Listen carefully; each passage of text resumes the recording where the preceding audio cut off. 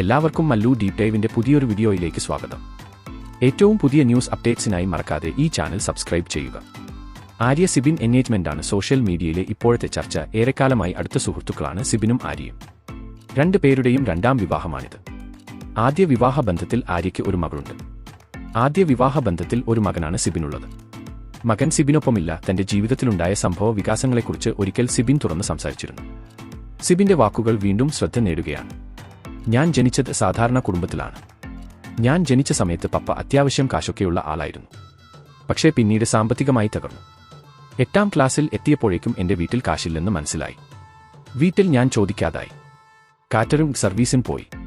+1 തകതിമി എന്ന റിയാലിറ്റി ഷോയിൽ പങ്കെടുത്ത ശേഷം ലൈഫ് മാറാൻ തുടങ്ങി. എല്ലാ പണിയും എടുത്തിട്ടുണ്ട്. എനിക്കൊന്നും പറയാനില്ല. എന്റെ കൊച്ചിന്റെ അമ്മയല്ലേ. ഭാര്യ അല്ലെങ്കിലും എന്റെ കൊച്ചിന്റെ അമ്മയാണ്.